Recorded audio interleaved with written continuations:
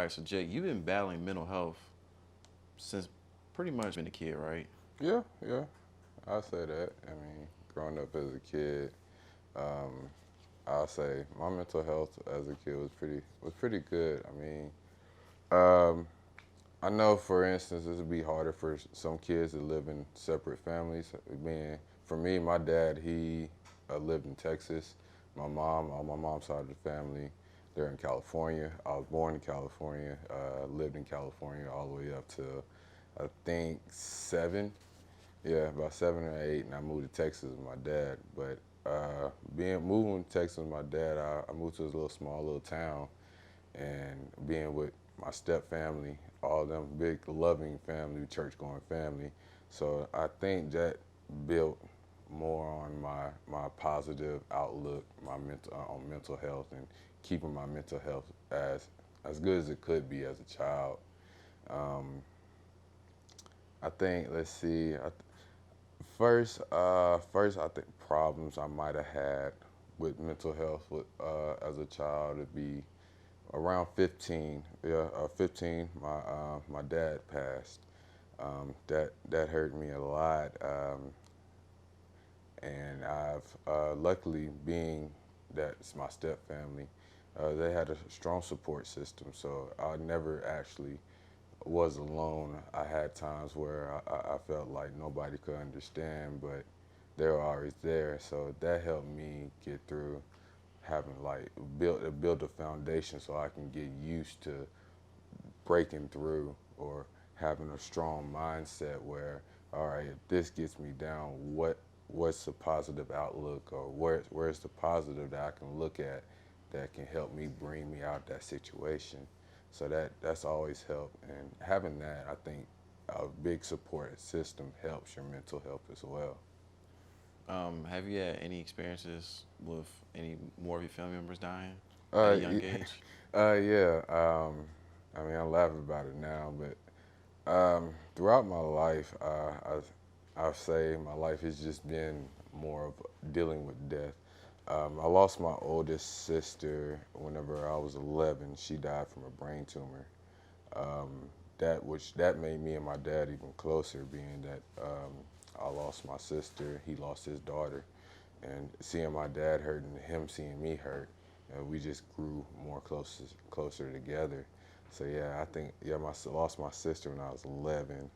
Um, 4 years, 4 years, yeah, I was 11. So yeah, 4 years after that, my dad passed. I was a sophomore in high school.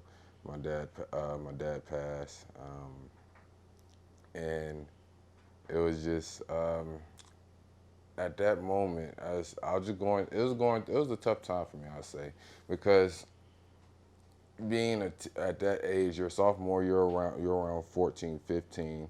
You're developing into the getting the traits of what a man should do, or how a man should think, what things a man should do, and losing a father figure and losing a father, um, that that's detrimental. I think that hurts a lot of our young kids who don't have fathers and stuff. So that just having that father figure, and that right there, that hurt my mental health. But what I think what helped me the most is my uncle. He stepped in and he became that father figure, someone that I looked up to, and again, I had another support system that helped me. All right, I think that I'm in this darkest of times where I just can't think straight. They had my back. They pushed me through. They gave me the encouragement that I needed. So that was helpful. And I see after my dad passed, um, I think let's see, that was in 2010. So in 2015, I had a sister-in-law I was real close to. She passed right before I joined the military. Matter of fact, her body started shutting down as well, just like my dad, and the doctors couldn't do anything for it. So I think another thing that's helped me deal with those kind of things is just I always look at it as I had to be the strong person for my family. They couldn't see me weak because if I'm weak, then everybody else is weak. So all that pain and I tried to handle that. I tried to take over that so they wouldn't have to deal with it. Now, you said your sister-in-law passed away before you entered the military. Now, after high school, you went to college for a little bit, right? Where'd you go to college? I went to a little small junior college in Texas, Panola College. Went there for 2 years. I didn't finish my second year. Ended up dropping out. Wanted to work. College wasn't really for me at the time.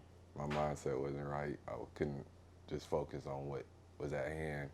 So just started working from right after college.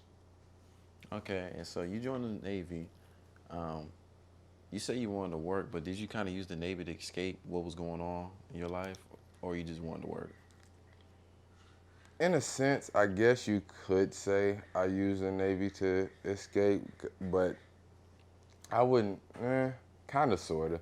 The reason why I really joined the military is because I was at my job. I was a supervisor at CVS, and I was just sitting there, and I was like, I work too much. Like, I was the type of person, if you asked me to come into work, me being young, all I saw was money.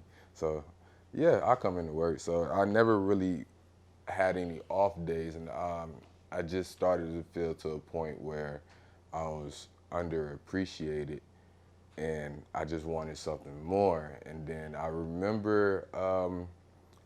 received my first bill for my college student loans, and right then I had a thought. I was like, I want to have children one day. I want my child to be able to go to whatever school they want to go to and not have to worry about paying back loans in the future. So that's where the military kind of brought an idea where I can give them my benefits so they don't have to worry about paying back somebody else after they go to school. Now, when you went to the military, they say a lot of people get married. Were you married in the military? Yes, I was. As a matter of fact, I joined the military, 2015. I met my wife that same year. No. I met my wife at the beginning of 2016. And as soon as I met her, as soon as I seen her, I knew she was the one. I knew. Love at first sight? Yeah, I never believed in love at first sight until I seen her. And I just knew that she was the one. So when we eventually started dating and everything, and things started progressing, and eventually I popped the question. I was like, would you want to get married? She's like, I'm ready whenever you want to get married. I was like, all right, cool. And I think, what was it? That was in July of 2016. Yeah, July 2016. So around September, I just said, fuck it, let's get married. And we decided, all right, let's think it through. And that December of 16, so it was December 31st. Yeah, December 31st, we got married. Was that the happiest you ever been in your life? Oh, yeah, most definitely. That's the most happiest I've been in my life. Yeah, it's my peak. I felt like it was my peak highlight of my life. And how long were you and your wife married for? We were married for a little over a year, and 2017, at the beginning of the year, we found out that my wife had cancer. At that time, we found it was just stage 2. The doctor advised us that it wouldn't get any worse, that they had it under control. I think around April of that year, the chemotherapy that she was getting was working. They seen that the cancer over her chest had had shrunk, inside. So they decided to take her off the chemo. That May, she started having very painful chest pains again, and we've constantly back and forth in and out of the emergency room because the pain was just so unbearable for her. And the whole time I was still going back and forth to work with the military and everything at this time, trying to juggle those things. And caring for your daughter too at the same time. Yeah, exactly, and caring for my daughter at the same time, and just doing that during that time. Whenever she was starting to have the chest pains again in May, we asked for her to get re-examined or anything, but the doctor advised that everything was still fine. It's just the after effects of the chemo. So, and let's see, so around June, I was out. June and July, I was going in and out back and forth at sea, doing trials for my boat, the boat that I was on. That was newly commissioned, so it was trying to get all its qualifications and stuff. So we were in and out back and forth to sea. So there's times where my wife would spend 2 or 3 weeks in the hospital, and I wouldn't even know about it until we come back and land. And I believe we were on a underway in July, towards the end of July. Matter of fact, end of July, beginning of August. Matter of fact, we pulled back in August 1st. We were still on the boat. We still had to do work. They wouldn't let us off because we just pulled in. But the hospital had contacted my ship, and they told them that I need to get to the hospital as soon as possible. It's urgent. And my ship ended up getting to me. I rushed to the hospital. We was in Norfolk. I had to drive back to Hampton. So yeah, I rushed to the hospital, and come to find out, the doctor had told my wife the day before, my wife and the family the day before, that her cancer had developed to a stage 4 cancer, and it grew from just being over her lungs to over her lungs and heart, and that there's nothing else that the doctor can do for her. They gave her 2 weeks to live. Whenever I got there, August 1st when I got there, I stayed the night with her at the hospital. She didn't make it through the night. Around, I think, 4 or 5 o'clock in the morning, she wasn't breathing anymore, and I lost my wife August 2nd.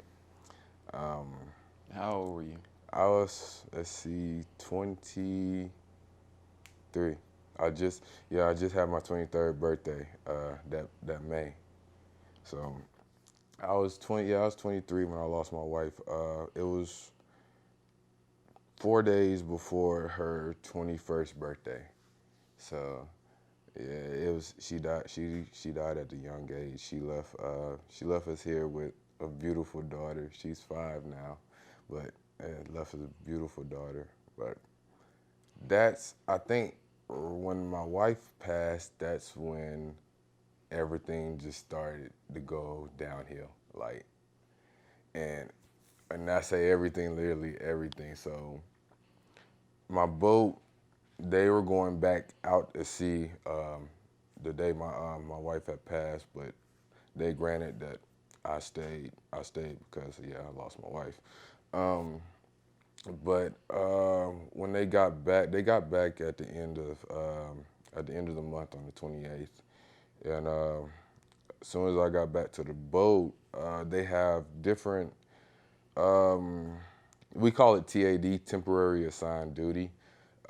Different places you go. Some people, they get temporary assigned to like the laundry department and stuff. They take all like the officers' linens and stuff, and all the linens on the boat, cleaning and stuff like that.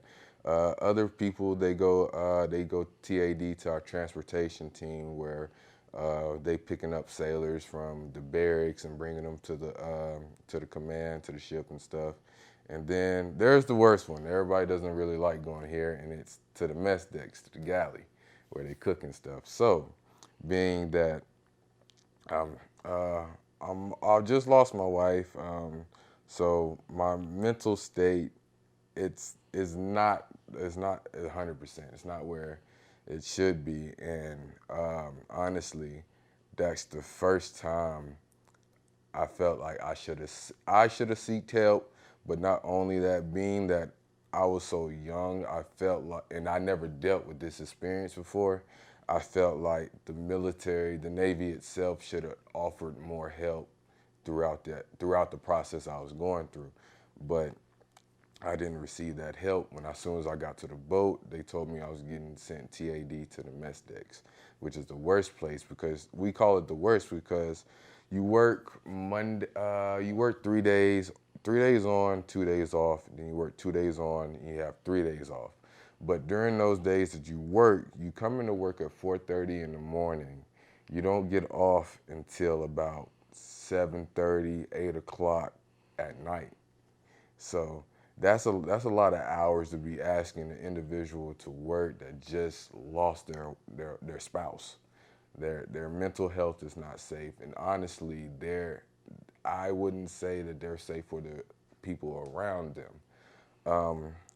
But luckily for me, I feel like, I mean, not to knock anybody down or anything. I just feel like I'm a different type of individual where all my life I dealt with death.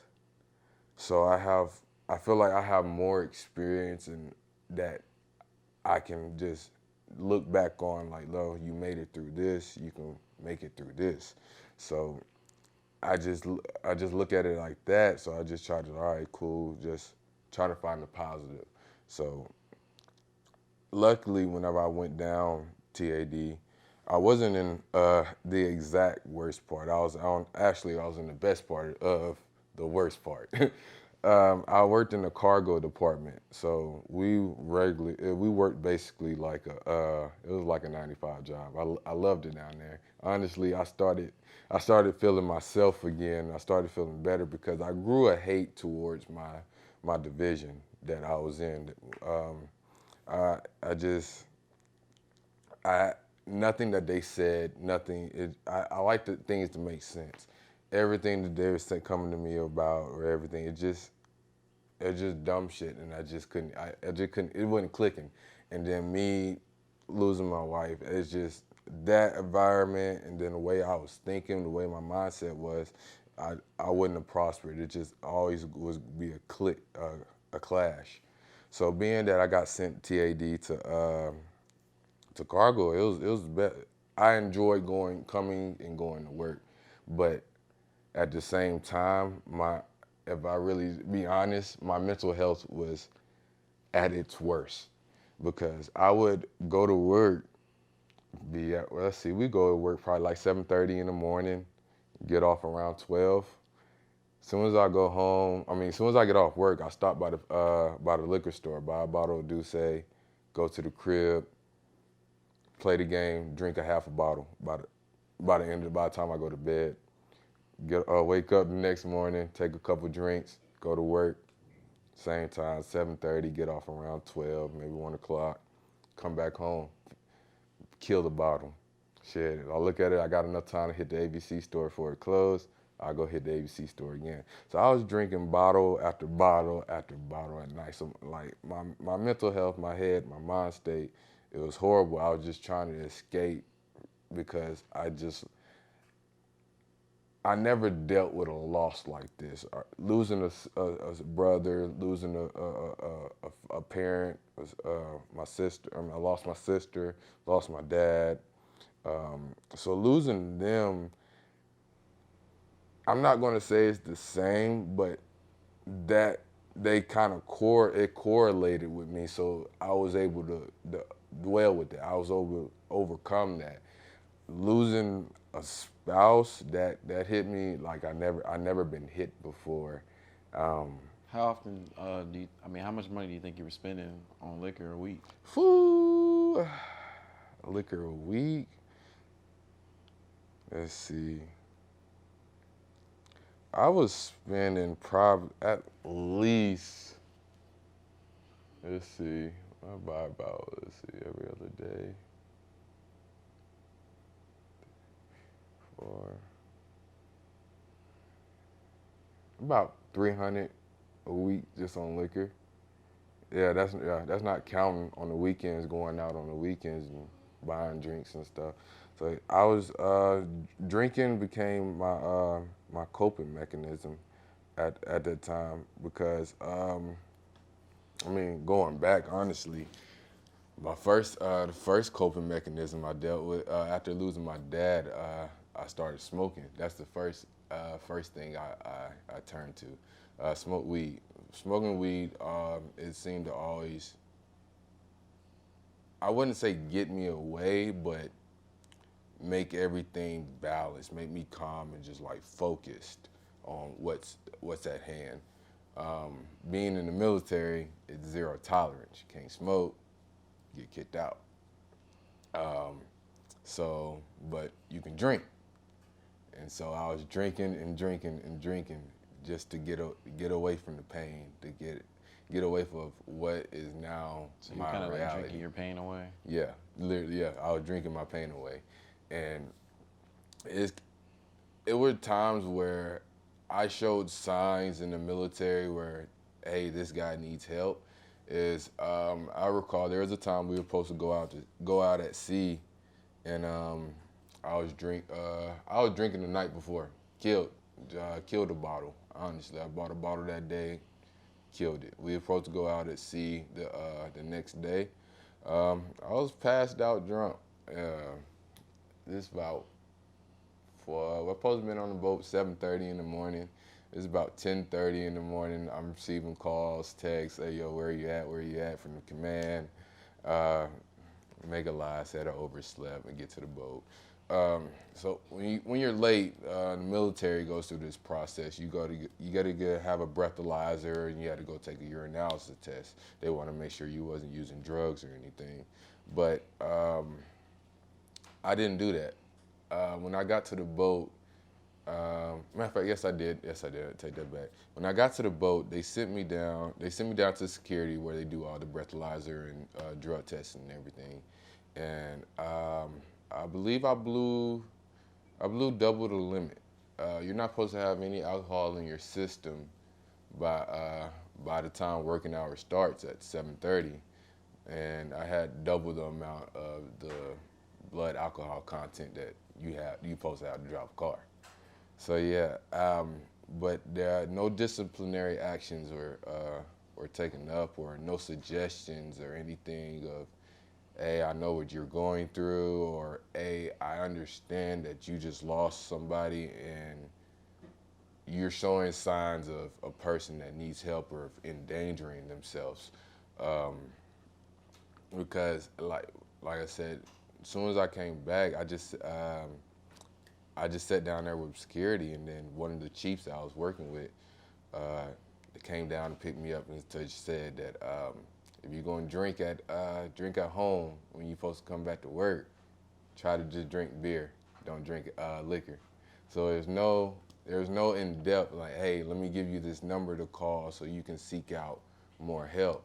It wasn't until it was the second time I was late. Same incident, drinking.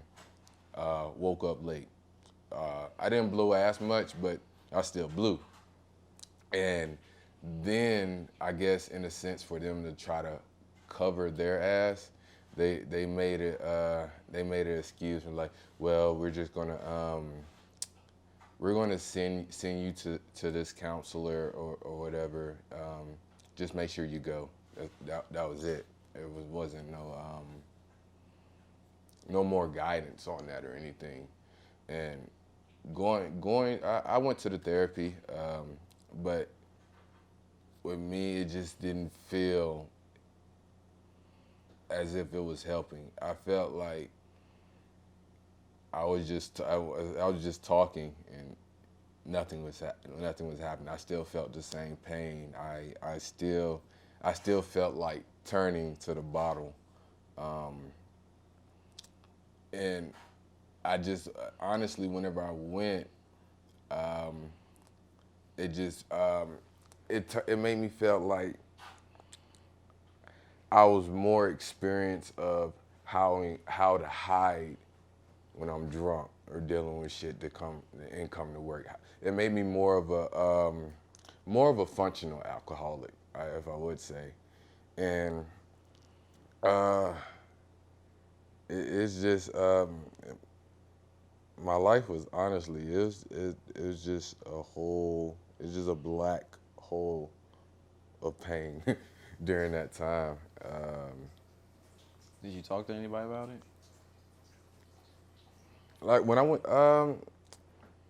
to the counselor or whatever, I talked to her about it, but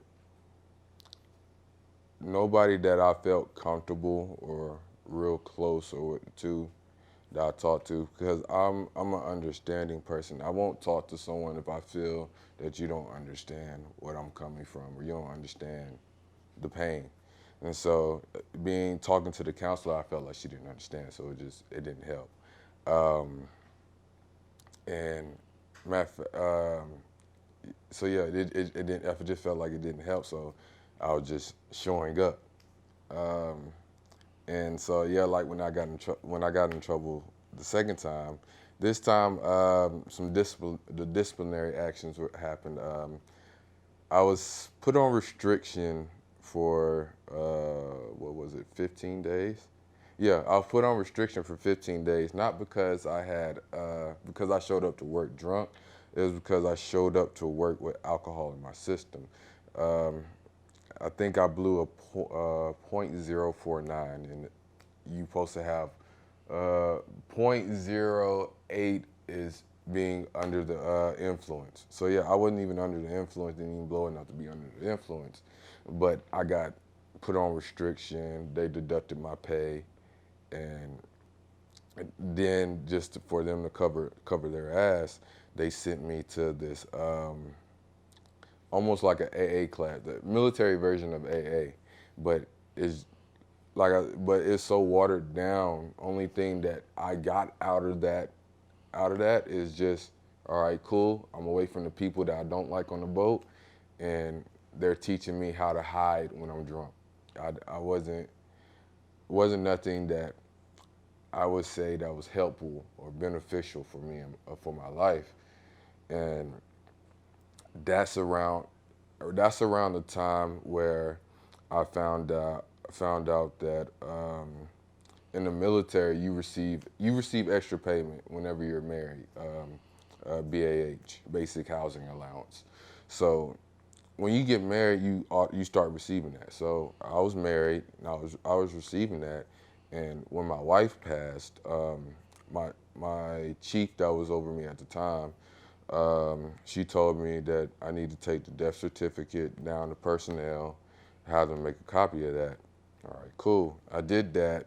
Um, Came back. I told my chief, I'm like, I have a daughter. I don't want to live on the boat because I want to see her. I want her to come visit me all the time, and I don't want to live on barracks. I've already stayed in my own apartment. Can I continue living off? And can I continue receiving this money to live by myself? She told me yes. I just need to take the death certificate to down to personnel. So now it's done. 9 months has passed since that had happened, and I need to update my military ID. So I'm talking with a lady updating my ID, and she brings up my wife, and she's like, "So I see that y'all going in and out to sea a lot now. How does your wife feel about it?" Um, I tell her my wife's passed like uh, going about 8 or 9 months now. And she tells me that that on her end, it shows that my wife is alive and well, and that I'm not supposed to be receiving that BAH that my chief told me that I could receive, and that I would have to pay that back. And that came to a total of $15,000. I had to pay back. Yeah, within 9 months, I had to pay. I had to pay $15,000 back, and I tried to dispute it. So I had to go through this whole long process or whatever, routing up a dispute or whatever. So I had to tell my commanding officer why I feel like I shouldn't have to pay back this $15,000. So I explained everything. I was like, all right, so my wife passed. I never dealt with this before. It's not like that we got divorced or anything or separated. So we still technically married. She passed. So I didn't know I was supposed to do all this. And then on top of that, my chief told me that I can do this. So I've been that started in January of 19. Yeah, that started in January of 2019. I was dealing with that process uh, all the way till August of 19. I'm sorry, August of 18. This shit started in January of 18, all the way to to August of 18. But during that time though, my checks were zero. Like January to March. Yeah. Yeah, no. Yeah, from January to March, my paychecks were $0. I worked for the military for free.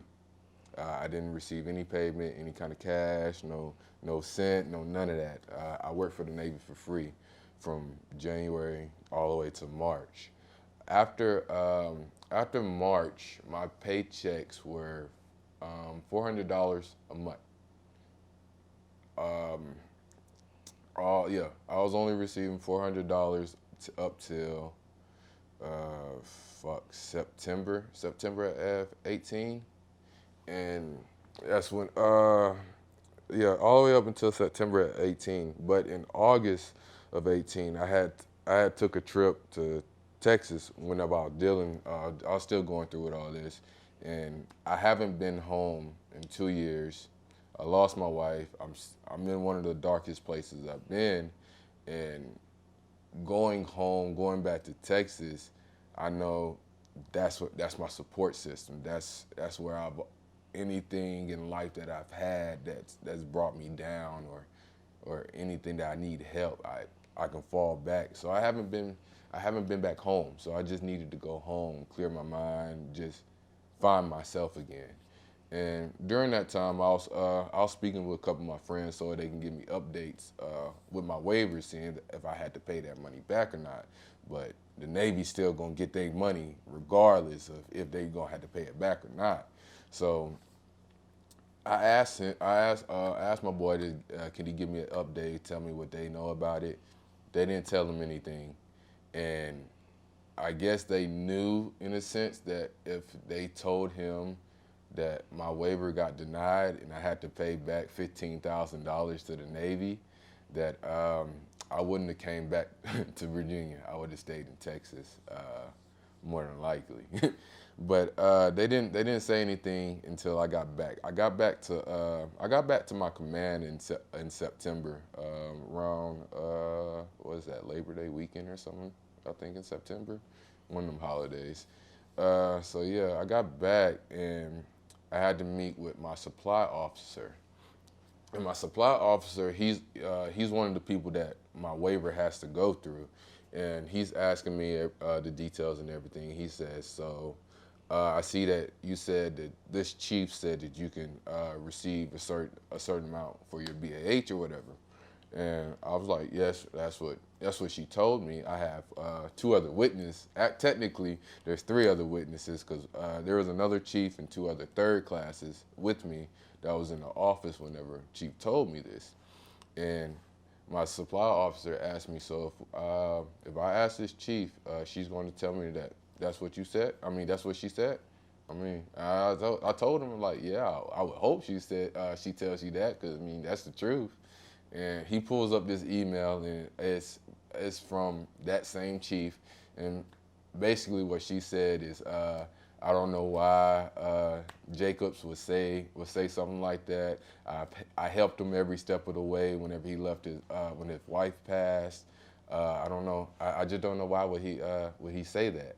And I'm just sitting in his office like, wow, I'm back down to that spot that I just tried so hard just to climb out of. now, not only am I dealing with the hurt of losing my wife, now I got financial shit on top of the financial shit that I already had because when the Navy wasn't paying me, and then when they only paid me $400, I had to max out my credit card. I had to get multiple loans just to cover rent and bills alone. That's not even talking about my insurance on my vehicle. My daughter, she needs to eat. What's up? Did you get a second job? Oh yeah, I ended up getting a second job while after I found out the news. I found out about that. I ended up getting a second job in February. No, I ended up getting a second job of March 2019. Yeah. March 2019. I started working at the Target Distribution Center in Suffolk, and I was working 12-hour days there. So I would go into work Sunday, Monday, Tuesday. I would work from 6 p.m. to 6 in the morning. So on Sunday, for instance, if I go in at Sunday afternoon, 6 p.m., get off Monday morning at 6 a.m., rush to get back to the shipyard in Newport News, because that's where our boat was. Rush to get to the shipyard and be in formation at 7:30. So dealing with traffic, if you're from around the area, dealing with traffic, getting from Suffolk to Newport News at 6 o'clock in the morning, it's going to be pretty hard. Cause it's pretty brutal. yeah, that traffic is crucial. But somehow I was managing in that. But my hours at the boat, I will work from 7:30 that morning, and get off around 4. No, I get off around 3:30, 4 o'clock, and rush back to Suffolk, catch an hour of sleep in my car, and work another 12 hours, and get off and go back to the shipyard. I wasn't seeing my crib until like Wednesday or Thursday whenever I work. So yeah, I leave my crib Sunday, wouldn't see it till Wednesday or Thursday because I was just working, and I got to a point where I was just tired, and I was just fed up. I felt like I dealt with more bullshit with the military that could last multiple different lifetimes. Like you could take each part of each year that I spent in the military and just take out that part and just put it into everybody else's life of a lifetime of pain. And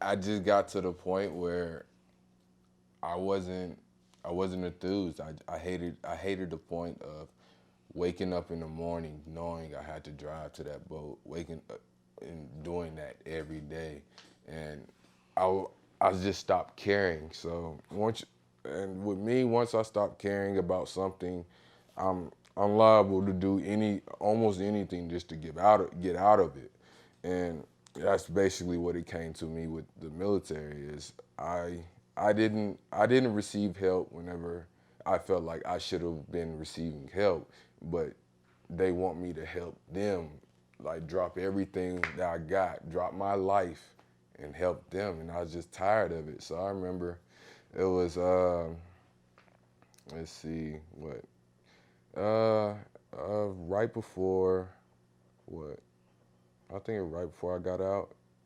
Yeah, right before I got out, I started smoking again, and I know the military is zero tolerance and everything, but I just. Now wait, the double back one more time. Mm-hmm. You had to sell your truck too, right? Yeah. Yeah. So I'm bad getting ahead, but being that I owed the military $15,000, and I don't know too many. Let's see, what was I? E4? Yeah, I don't know too many E4s in the military that have $15,000 right on hand, and then to just give out. So I had to find a way to fucking pay that $15,000. So I had a what was it, 2017, 2016? Yeah, I had a 2016 Chevy Silverado. I'd had for a couple years. It was in my name. I owned it. I think the only thing in my life that I owned.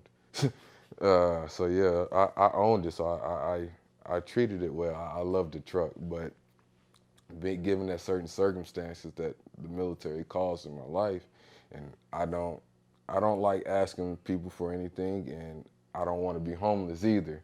So I had to do what it do, and I sold my truck just so I could pay that debt and pay off those loans and not yeah pay off those loans and maxed out credit card that I did because the situation that the Navy put me in, and that I think honestly that right there was that was my turning point. That was my last straw. That was my I'm fed up.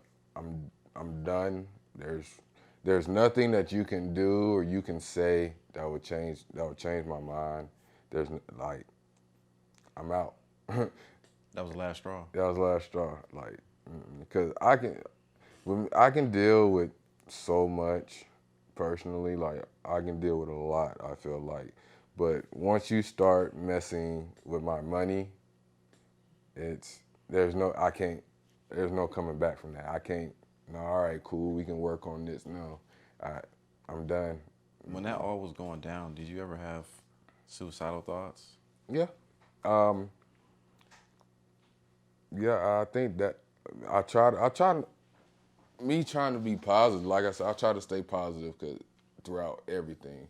But yeah, I had suicidal thoughts. I started feeling like if I felt like it would be easier if I wasn't here. I felt like everything that's just happening after one incident happened, there's another incident happening, there's another incident happening, and it's just I was just overwhelmed. My shoulders was just I'm tired of carrying everything, and I just felt like giving up.